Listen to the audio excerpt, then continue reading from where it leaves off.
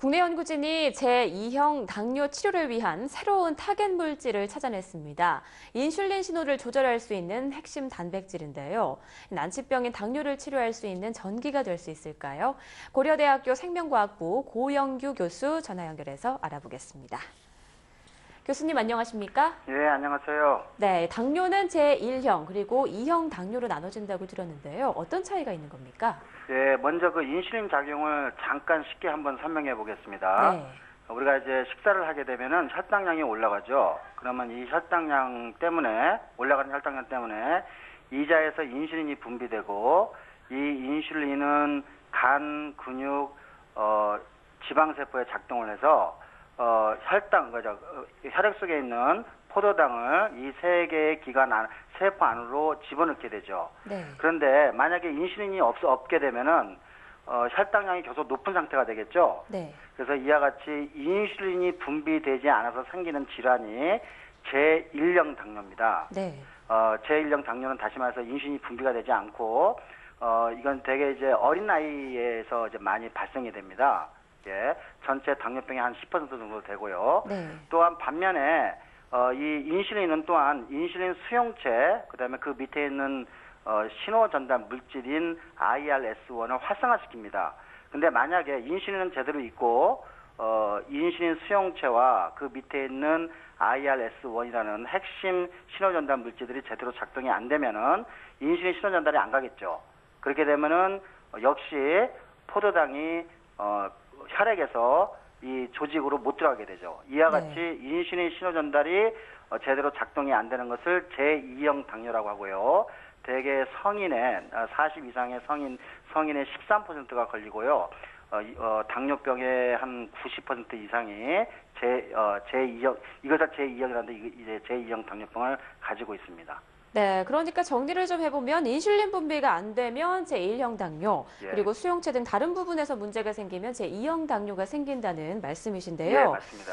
네, 그러면은 이제 결국 인슐린 수용체가 제 역할을 하지 못하면 제2형 당뇨가 생긴다는 얘기인데 예. 이번에 교수님께서 새로운 타겟 단백질을 찾으셨다고 들었습니다. 어떤 역할을 하는 단백질인가요? 예, 이제 이 단백질은 이제 MG53이라는 이 단백질은 그 인슐린 신호 전달의 핵심 단백질인 IRS1을 분해시키는 단백질입니다. 네. 그러니까 이제 이 MG53이 많아지게 되면은 그러면 IRS1이 이제 줄어들게 됐죠. 그러면은 인슐린 신호 전달이 제대로 못 가게 되겠죠. 예. 그래서 이와 같이 그래서 이 단백질을 우리가 없애버리면은 그러면 IRS1이 증가하게 되고 인슐린 신호 전달이 증폭이 돼서 혈당량을 떨어뜨리게 될 수가 있겠죠. 네. 이와 관련해서 쥐 실험을 진행하셨다고 들었는데요. 어떻게 실험이 진행됐고 결과는 어땠는지도 알려주시죠. 예, 그래서 저희가 그 MG53이 없는 생쥐를 이제 개발했습니다. 네. 그래서 이제 이 MG53이 없는 생쥐에다가 고지방식을 먹입니다.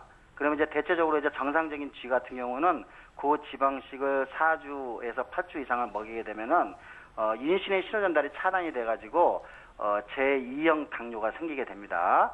근데 이제 저희가 MG53이 없는 이 생쥐의 경우에는 고지방식을 먹여도 인슐린 신호 전달이 아주 잘 갑니다. 왜냐하면 아까 MG53이 없어지게 되면은 IRS1이라는 핵심 신호 전달 물질이 증가하게 되죠. 그래서 네. 인슐린 신호 전달이 증폭이 되기 때문에 고지방식에 의해서 발생된 제2형 당뇨가 사라지게 되는 거죠. 이 MG53이 없는 생쥐에서는요. 네.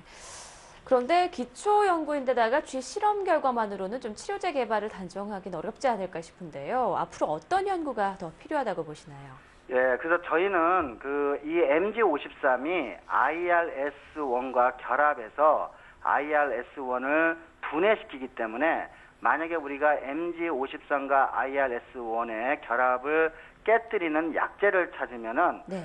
그러면 IRS1이 분해가 안 되겠죠. 그래서 네. 인슐린 신호 전달이 잘 가겠죠. 그래서 저희 실험실은 이제 정부 연구 과제를 이제 따가지고 이 MG53과 IRS1의 결합을 깨는 약제를 지금 찾았습니다. 네. 그래서 이 약제를 처리를 하게 되면은 IRS1이라는 단백질이 증가하게 되고 인슐린 신호 전달이 증폭되고요.